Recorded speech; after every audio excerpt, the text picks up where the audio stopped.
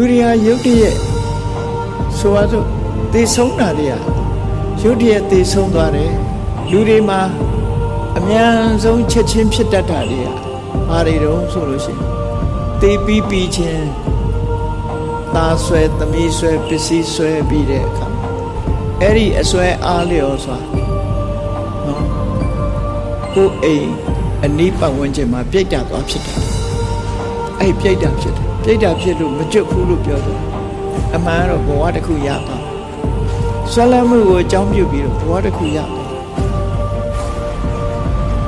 အေးအိမ်မှာလူတယောက်သေသွားလို့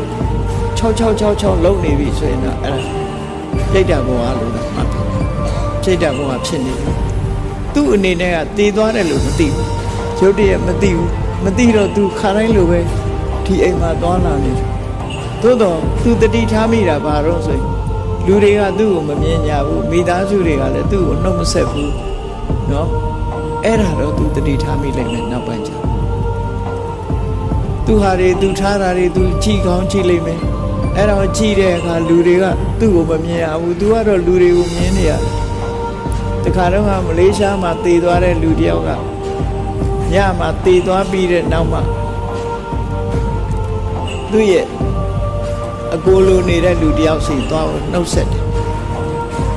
ဆိုပါတော့သူတည်တာ9နာရီလောက်ကတည်တယ်10နာရီကြော်လောက်တကားလာခောက်တယ်တကားလာခောက်တော့တကားဖွင့်ပေးလိုက်တဲ့အခါကျအဲ့လူဝင်လာပြီးစကားသမီးပြောပြီးအကိုကျွန်တော်လက်ဖြင့်ဗမာပြည်ပြန်မလို့ဖြစ်ဆိုနှုတ်ဆက်စကားပါပြောပြီးပြန်ဆင်းသွားနောက်တရက်ကျတော့အဲ့ဒီလူဆုံးနေကြဘယ်ချိန်ကဆုံးတာတော့ဆို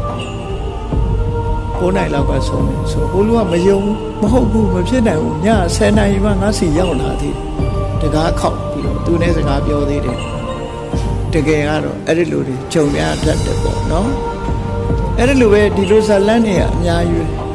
သူကဗမာပြည်ပြန်ရောက်လာတဲ့အခါသူမွေးထားတဲ့ခွေးလေးကသူ့ကိုခေါင်းတဲ့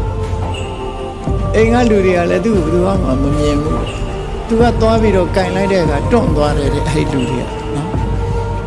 တွန့်သွားအဲ့မှာသူ့စိတ်ထဲမှာထူးဆန်းတယ်ငါလည်းဘယ်သူမှခေါ်မလို့ရှိဘူး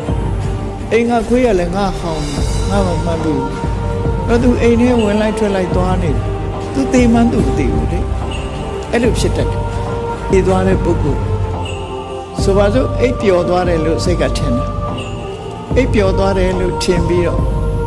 တရေနိုးလိုက်တဲ့အခါကိုယ်ကသေပြီးသားဖြစ်ပြီးနောက်ဘဝရောက်နေပြီနောက်ဘဝရောက်တာမသိဘူးမသိတော့အရင်လူပဲထင်တယ်ဒီလိုဟာမျိုးကရန်ကုန်မှာလည်းပဲမကြခင်ကဖြစ်ဖူးတယ်ကားအက်ဆီဒင့်နဲ့သေသွားတဲ့တခါကြီးတယောက်ဒီကရက်လောက်ကသူ့အိမ်မှာသူနေကြအခန်းထဲမှာလာတယ်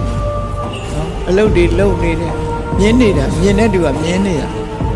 သွားလာနေတယ်သို့တော့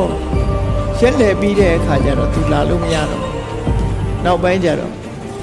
သူ့ပေါ်မှာအုပ်ချုပ်တဲ့လူတွေပေါ်လာပြီးဘယ်မှာသွားဘယ်သွားနေဒီမလာနဲ့ဆိုတာတွေဖြစ်လာအဲ့ကြတော့မှသူသိတယ်ဆိုတာ